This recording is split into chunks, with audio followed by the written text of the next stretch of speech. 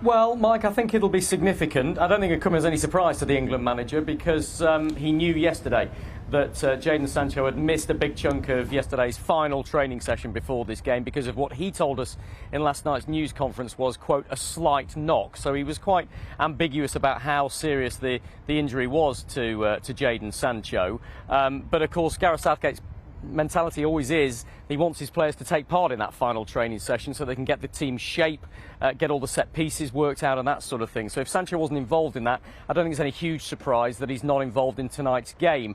24 members of Gareth Southgate's squad for these 3 games in 7 days. He can only name a matchday squad of 23, so somebody was always going to miss out. And crucially, we understand that Jadon Sancho is still part of the party, no plans to send him back to Manchester United right now, so he could yet feature in the games against Andorra and Poland, which are to come in the next 7 days. But where does that leave Southgate now in terms of his attacking options? Well, we fully expect Harry Kane to start up front, obviously, Raheem Sterling to start wide left. But in terms of who might start wide right, well, that's a real debate for Gareth Southgate, and he's got a lot of different issues to consider.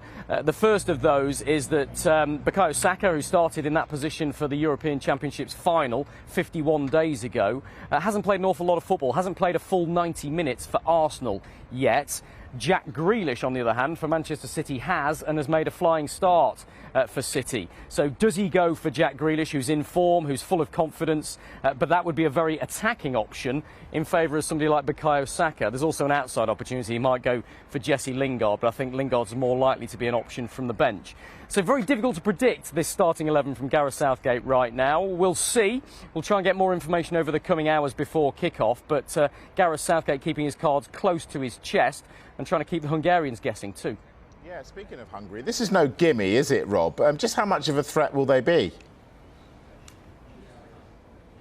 That'll be a big threat, Mike. Yeah, I mean, if you look at the Group I table for World Cup qualifying, Hungary are England's nearest challengers. They're second in the table behind England, who've won 3 out of 3 so far. Hungary won 2 and drawn 1. Now, that doesn't tell you an awful lot because the 2 that they've won are against Andorra and San Marino, who, no disrespect, are expected to be the whipping boys in this group.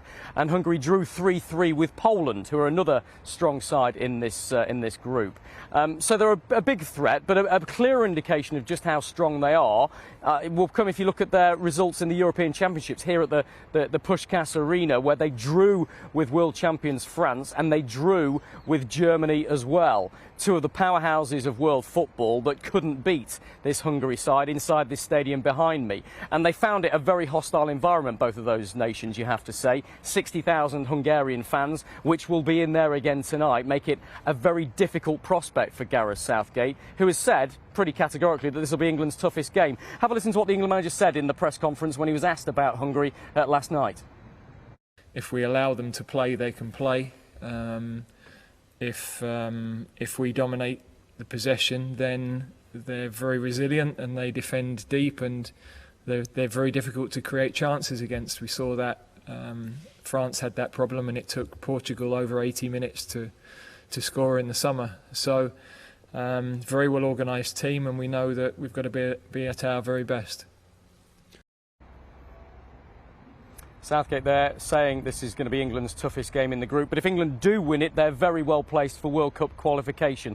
They'd be 5 points clear of Hungary at the top of Group I. And remember, it's only the top team that's absolutely guaranteed qualification for the World Cup in Qatar in 14 months' time. So this is a big game for England tonight. And Mike, you're absolutely right. It's far from being a gimme.